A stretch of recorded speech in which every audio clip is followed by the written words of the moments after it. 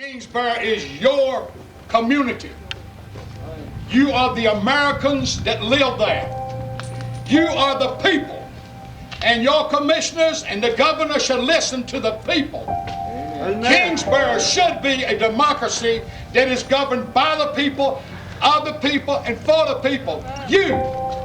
It should not be a community that is governed of big business, by big business, and for big business.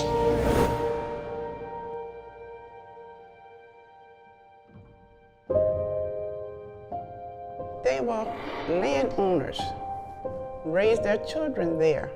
And I can't see our ancestors letting these people come in and run us off the land.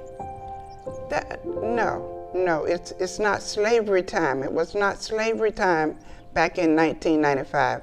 We own the land and our homes. You cannot come in here and run us away. Led by the people of Kingsboro, the community came together in Edgecombe County to stop the efforts of big business and the white majority county board to impose this on this community, this county. So it's another story of David versus Goliath. I came to tell you how I thought that bringing IBP to Edgecombe County was poison. Poison in every sense of the word. Social, economic, and especially environmental junk.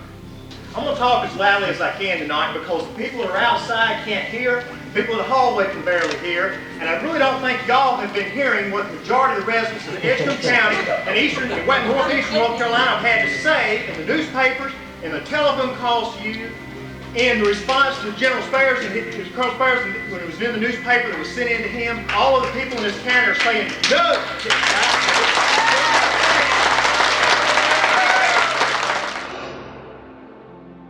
When it was time to stand up, we stood up.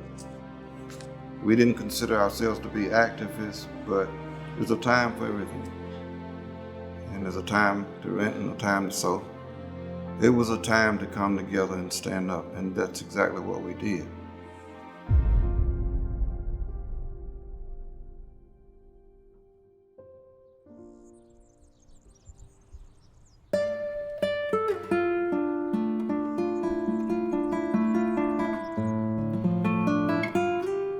Hello, my name is James Wren.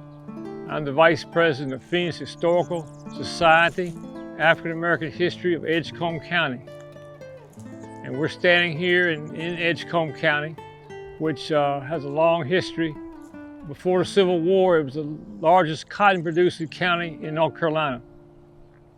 Over 10,000 enslaved people of African descent labored from Can-See to Can't-See, as they said, harvesting the cotton to make this such a wealthy county.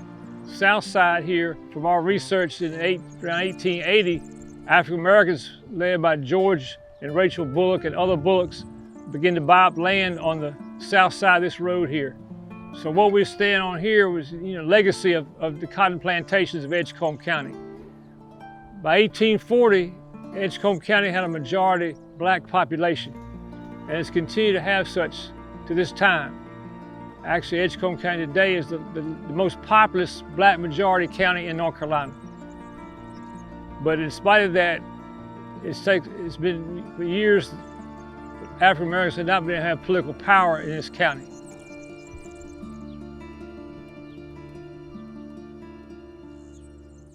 My name is David Wilbert Batts. My family has been in this community over 119 years. My father was born in 1903. He would have been 119 now. I'm 66 years old, and we have been in this community all our life. Well, hog farming was important to mostly every family in this area because that's where they raise their meat for the winter. They raise their barbecues for special occasions. So we are used to the hogs. Being around hogs we knew that all our life, and we smelt, our little small hog pens. But that was on a norm. But when this big industry was coming, that really sort of upset us.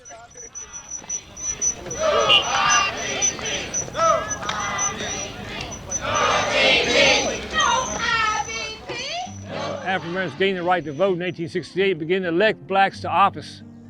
The first time they got a black majority in the county commission, in 1876, the General Assembly passed a law, county government law, taking away the right of people to elect their own county commissioners. That law was overturned in the 1890s through the fusion movement, but then in 1900 they passed a law taking away the right of black people to vote. So still you didn't have a black majority. Until 1992, they finally elected a black majority to the county commission, and immediately a white backlash was organized to overturn that. And so the election of 1994, you had, they able to successfully unseat black county commissioners and put in white county commissioners who are landowners. You had a 4-to-1 white majority of the county commission over a black majority county. And the first thing they did was try to bring this IBP hog slaughterhouse to this Edgecombe, Kingsboro community. As an attorney, I usually read the legal ads in the newspaper. And I noticed in about the middle of September, as I recall, that an ad was in the paper for rezoning about 400 acres in the Kingsboro area of our county, Highway 64, at its intersection with Kingsboro Road. And the significance was it was being rezoned from agricultural residential to heavy industry. Why would they rezone 400 acres right out in the middle of pristine agricultural and residential area for heavy industry? I went to the county industrial recruiter and asked him what was the purpose of the rezoning. And he was reluctant to tell me because it had not been announced, but being rather persistent, he finally told me with great pride that IBP was going to locate a giant slaughterhouse in the county. It was going to employ 2,000 to 3,000 people. And I said, well, how many hogs a day will it take? And they said, well, probably 20, but finally getting up to maybe 25 or 30,000 hogs a day. What do you think about that? Isn't it wonderful? I said, I think I'm going to be sick. And that was my initial gut reaction. And I've never changed my mind from that point on. I can't remember the man that came to him with this information that had not really leaked out in the county, but and no one knew anything about it until he came and was telling my husband about they were trying to put a slaughter pen down in Kingsboro, and that we need to get organized. And they asked him if he would be in charge of it, be chairman of the committee, and he agreed to do it. I remember I nominated Gleno Horne, who was an excellent spokesperson, to be the chairman of the group we organized and decided to call Citizens for Responsible Zoning. And he came to the meeting and graciously accepted his nomination, and that's the way it got started. What's wrong with Edgecombe County right now? If you look around, I'm seeing a lot of children here on your shoulders and whatnot. I hope that you'll be able to lead the same kind of county for them that I grew up in. I realize that change will come, but I believe that Edgecombe County can develop and bring good blue chip industry into this county, and that we can do it in well planned. The way it's going now, I was surprised to see that we had the kind of support that showed up. It started out seeming like it was just going to be the little Kingsboro community. It seemed larger than us. And so when all the people throughout the county showed up, and some beyond the county, it really registered to me that we have a real protest going on here, and that there is a possibility that we can win. Mr. Chairman, the homeowners in Kingsboro are poor people, but we are good people. And we are hard-working people. We work every day, and all the homes are owned by us. We work real hard for them. I would like for each one of you to put yourself in our place, in the Kingsboro Community Homeowners. How would you like for someone to come in your house and say, well, I'm going to put this desk in your house, in your living room. But this is what you're doing to us in the Kingsboro community. You're coming and you're putting IBP, the slaughterhouse, in our community. If you have any conscience at all. Today I feel much better than I did when I was up talking that day or night, whatever it was.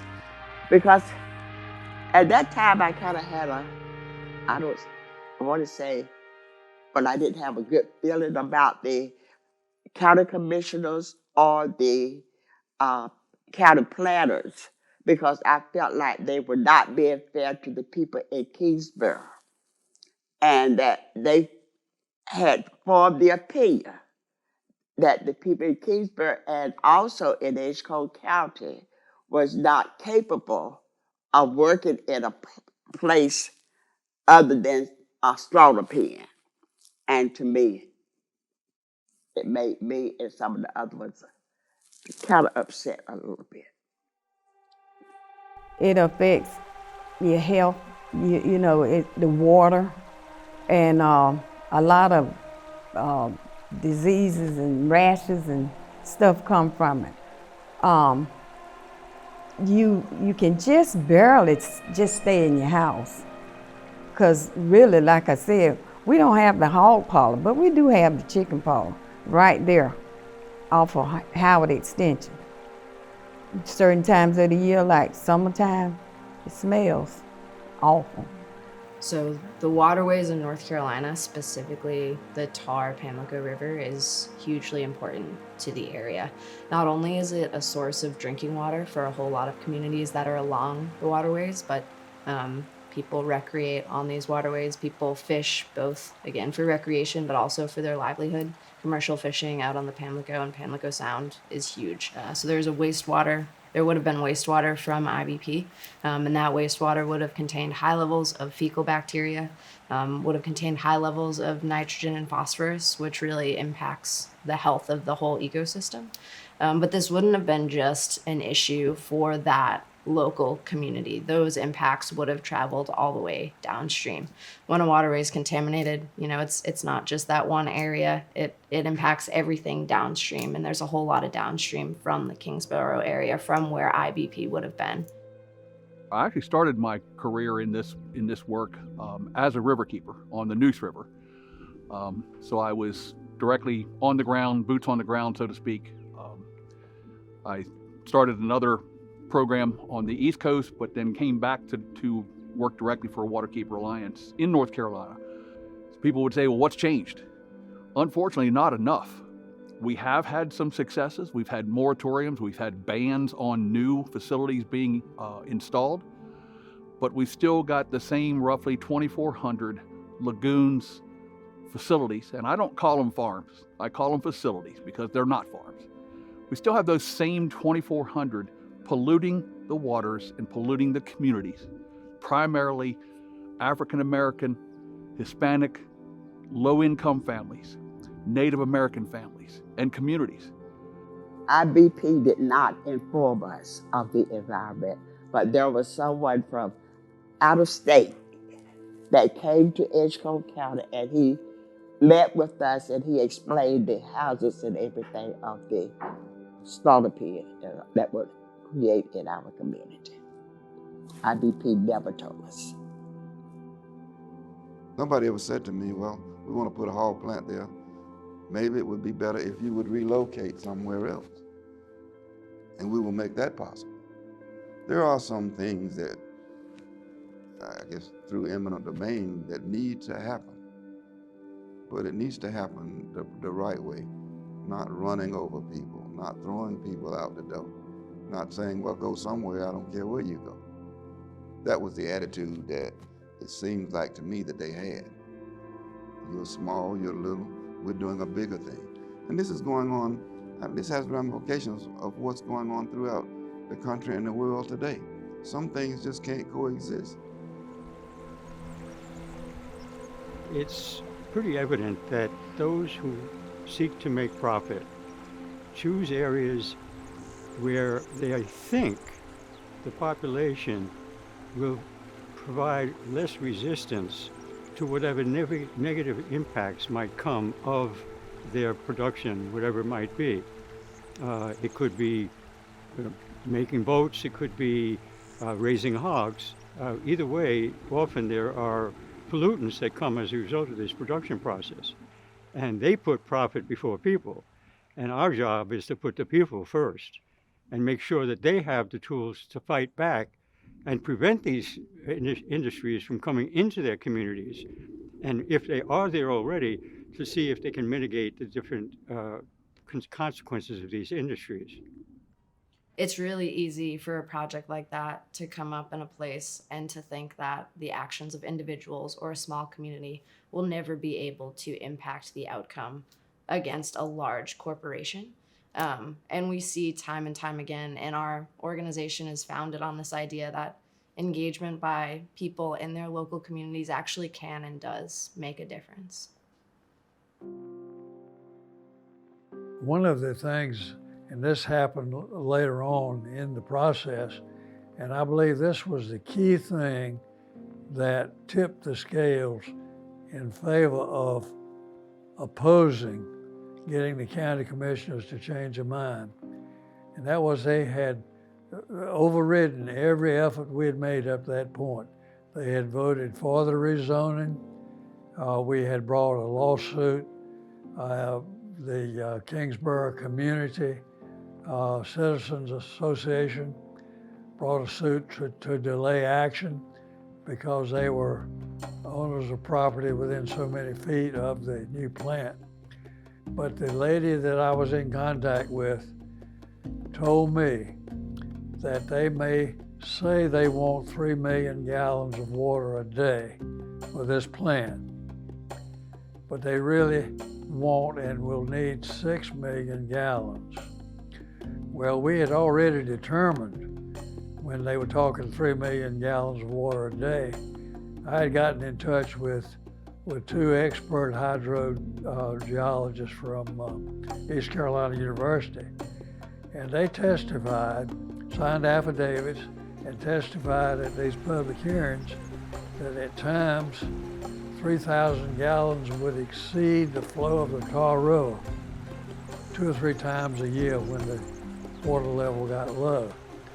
So I could just imagine, and I projected what it would be like to have 3 million gallons of water a day coming into this plant, being mixed with all of the effluent that would be added by all of the unmentionables that come through a hog operation that would be a byproduct of waste. And that would add several thousand gallons of water to the water. And that would in turn be put back in the Tarboro. I attended most of all the meetings here at the Antioch Church, and I attended some of the meetings in Tarboro because I was out on the road trucking.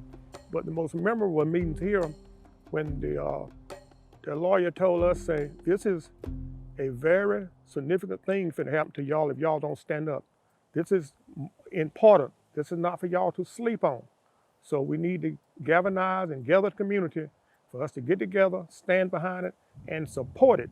Because if y'all don't support it, it's gonna fade away, and y'all gonna be stuck with your hog operation. Well, they said, for one thing, they spent a lot of time. And they spent time communicating with their neighbors to get people to come to the meetings and public hearings, and to raise the anti-IBP signs, to put bumper stickers on cars to help make the signs. But mainly it was showing up at the public hearings and being enthusiastic. I mean, I could provide a lot of information, but there were so many people that provided the enthusiasm and the animation. Well, when the Citizens for Responsible Zoning discovered that there was an application in play to rezone part of Kingsboro in order to facilitate this brand new massive slaughterhouse, what they showed were two fundamental important lessons for all communities. One is it's critically important to have some zoning in place everywhere. And this is one of the things that was missing in North Carolina. And these were areas where Black and brown communities, indigenous communities had been living for generations. And the county commissioner infrastructure, white-dominated infrastructure, left that unzoned area in place. But what we see in Kingsboro is this great example of residents coming together, recognizing the value of zoning as a tool for controlling land use in a way that protects residents of the community. I mentioned Attorney Marvin Horton. I didn't know him before that time, but it was just interesting to see him come out here and sit in this church as a white man and help us organize for his own interests. He really didn't come for our interests any more than his own interests. And I think that's something that we ought to remember, that this was something that was going to hit him personally. And he was willing to come out here. I remember it seemed strange to him, the way that he moved and acted, but he talked to us and he calmed down. I mean, to be a lawyer, he had to really calm down and talk to us. But he did, and he found out, I believe, and I'm talking for him, that we were just ordinary people. And he sort of made us understand what we were looking at. And he stuck with us, and we stuck with him. Our life is dull, our job's a bore. Others' actions just make us sore. No one leads, no one follows. All we do is sit and holler. If all we do is vegetate, pretty soon it's way too late to take a stand, to be a man, to save our land. Now's the time for us to rise. Take the blindfold from our eyes. Stretch our brains and realize now's the time to energize. And yesterday I added this. In the words of Sharon, stand alone, naked, in a field, to proclaim and never yield. I believe.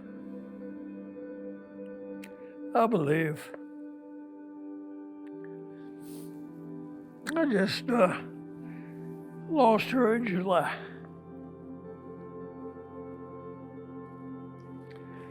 Join our hands, gather round, cherish new friends we have found. Generate a positive sound, celebrate our common ground. If we do, we're sure to find happiness and peace of mind. True wealth will flow into our hands. Worries scram to other lands. With such rewards, if we activate, why do we ever hesitate to make a start, to have a heart, to do our part? Remember Kingsboro, 1995, 1996. I believe that it's very clear that this was an environmental activist group for environmental justice, whether they knew it or not. I would also say that there were people who were working on environmental consequences of this that were not thinking about environmental justice and were still working as allies. But I also think it's really important to recognize now, looking back on it, that environmental justice requires us now to be thinking about what are the systemic problems that gave rise to this? Why is it that Edgecombe County was thought to be a suitable place for more or less a sacrifice zone?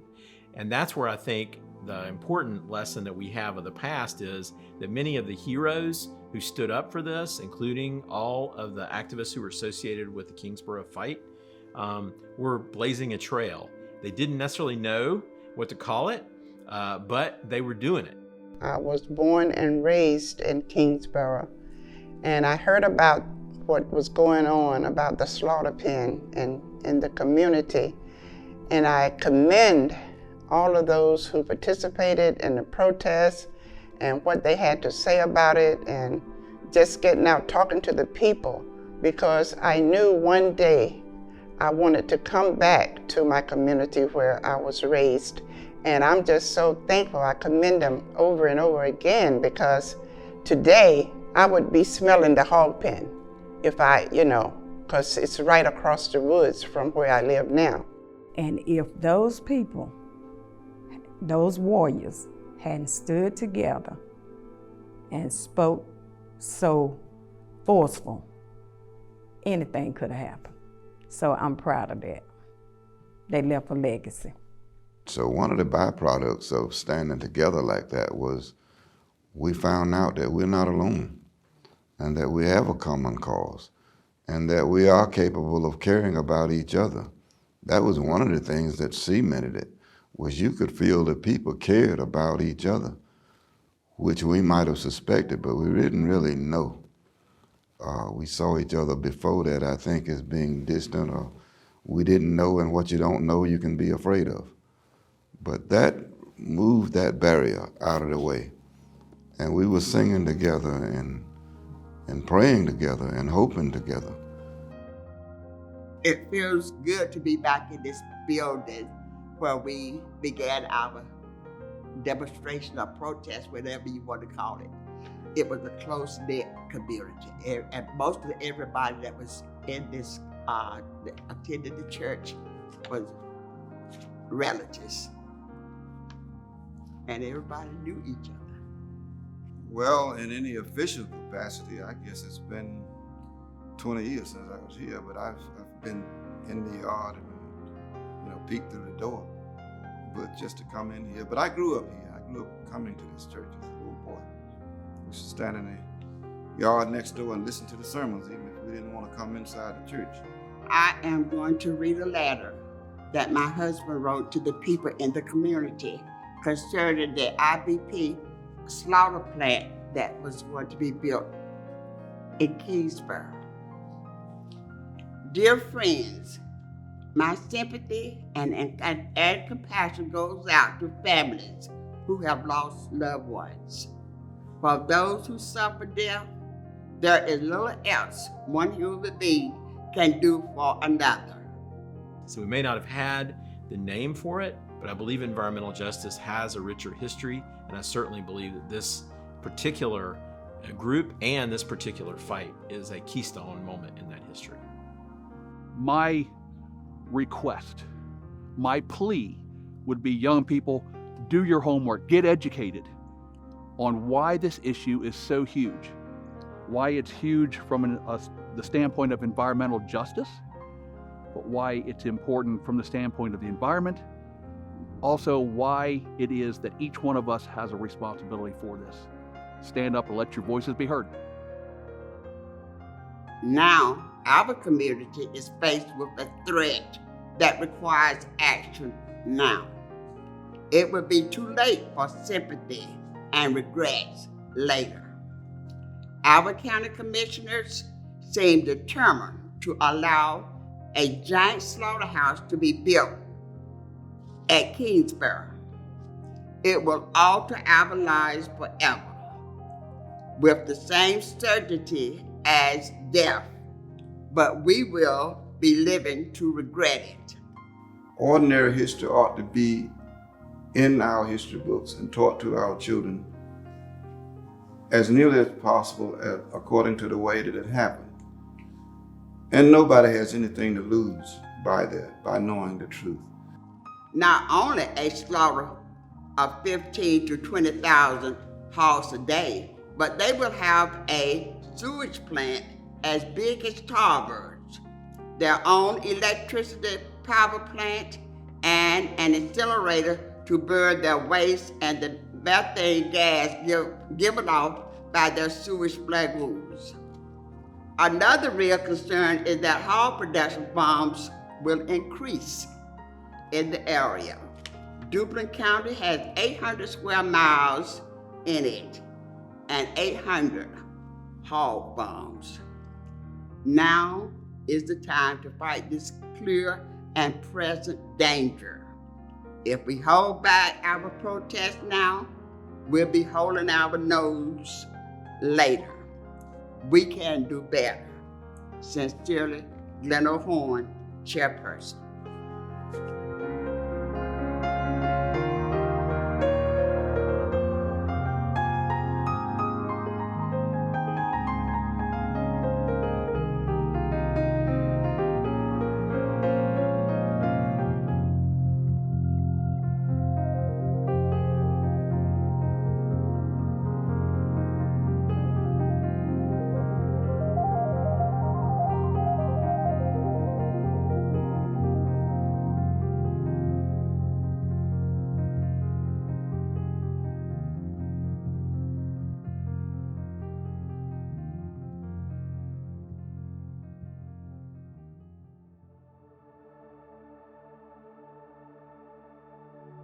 Well, first of all, I'd like to remember those who were with us that night, and the names of those who have since gone on to glory and are no longer with us.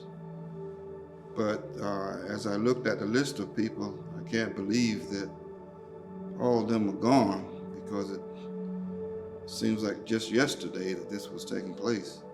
But anyway, we would like to honor Annabelle Bullock, who was very active in all of the protesting and the parade, but was here that night.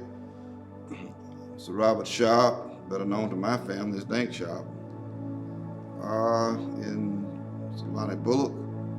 Gleno Horne, as was mentioned earlier, he was sort of spearheaded this gathering.